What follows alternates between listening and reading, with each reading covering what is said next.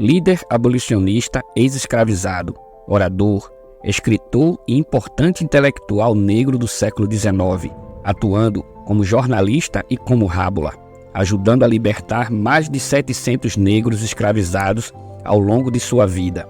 Usou suas posições para denunciar e combater o racismo.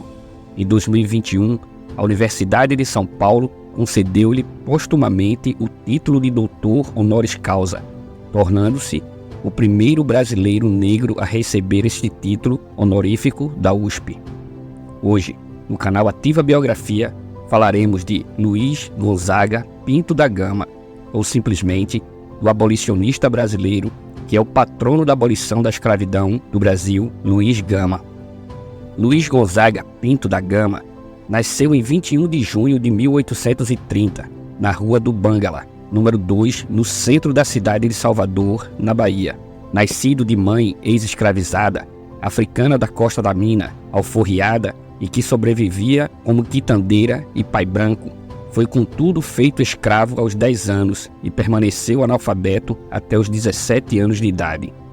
Conquistou judicialmente a própria liberdade e passou a atuar na advocacia em prol dos cativos, sendo já aos 29 anos autor consagrado e considerado o maior abolicionista do Brasil.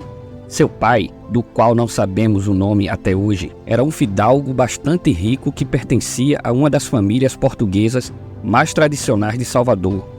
A mãe de Luiz Gama teria sido bastante envolvida com a revolta dos malês e com a Sabinada. Sua mãe, Luísa Marim, teria fugido para o Rio de Janeiro por conta da repressão instalada na Bahia depois da Sabinada, quando ele tinha 7 anos. No Rio de Janeiro, ela teria desaparecido e Luiz Gama relatou que descobriu posteriormente que ela teria sido expulsa do Brasil por praticar rituais religiosos africanos. Já em 1840, o pai acabou se endividando com jogos de azar, de modo que recorreu à venda de Luiz Gama como escravo, aos 10 anos, para pagar suas dívidas. A escravização de Luiz Gama era ilegal, mas ainda assim ele foi vendido e transportado de barco para o Rio de Janeiro. Posto à venda, foi rejeitado por ser baiano.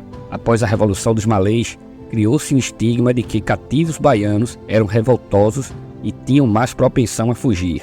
Foi levado ao Rio de Janeiro. Na capital, ele teria trabalhado em uma loja de velas e depois foi vendido para o alferes Antônio Pereira Cardoso, um comerciante de escravos que o levou para ser vendido no interior de São Paulo. Do Porto de Santos, Gama e os demais escravos foram levados a pé para serem vendidos em Jundiaí e Campinas. Com todos os compradores resistindo a comprá-lo, por ser baiano, Gama passou a trabalhar como escravo doméstico na propriedade do alferes, lavando e passando roupa. E em seguida, se tornou escravo de ganho, trabalhando como costureiro e sapateiro no município de Lorena. Em 1847, Luiz Gama teve contato com um estudante de direito, Antônio Rodrigues do Prado Júnior, que se hospedou na casa de seu senhor e o ensinou o alfabeto. No ano seguinte, Gama já era alfabetizado e havia ensinado os filhos do alferes a ler, o que ele usou como argumento em favor de sua alforria. Quando adulto, Gama entendeu que ao ser vendido, ele foi vítima do delírio de reduzir a escravidão à pessoa livre, que se achava em posse de sua liberdade, previsto no artigo 179 do Código Criminal do Império do Brasil, sancionado pouco após seu nascimento.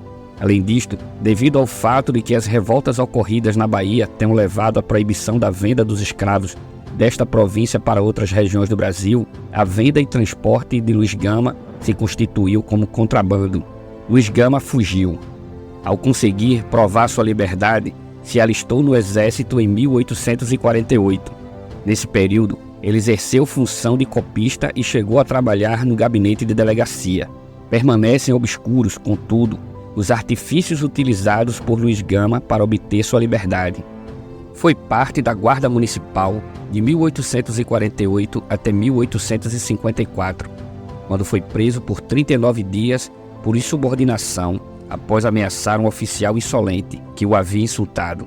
Antes disso, em 1850, havia se casado com Claudina Fortunata Sampaio, com quem teve um filho.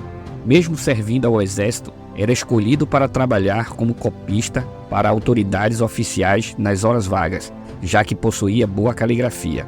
Em 1856, foi contratado como escrivão da Secretaria de Polícia de São Paulo, no gabinete de Francisco Maria de Souza Furtado de Mendonça, um conselheiro e professor de Direito. Tornou-se uma figura influente e bem relacionada. Seu trabalho com a escrita na polícia demonstrava a habilidade que ele tinha para esse ofício, e assim ele começou a produzir alguns textos, como seu único livro, Primeiras Trovas Burlescas de Getulino, publicado em 1859. A partir da década de 1860, Luiz Gama iniciou carreira como jornalista e tornou-se um dos grandes jornalistas da cidade de São Paulo. Ele trabalhou em vários jornais, como Diabo Coxo, Obrião, Radical Paulistano, Correio Paulista e Polichinelo.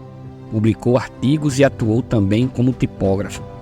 Com o conhecimento de Francisco Mendonça e dispondo de sua biblioteca, Luiz Gama estudou mais a matéria do direito até que tomou a decisão de graduar-se pela Faculdade de Direito do Largo de São Francisco. No entanto, os alunos da faculdade se manifestaram contrários à sua presença, impossibilitando a matrícula de Luiz Gama, que passou a estudar por conta própria, como participando das aulas como ouvinte, e se tornou um rábula, nome dado ao indivíduo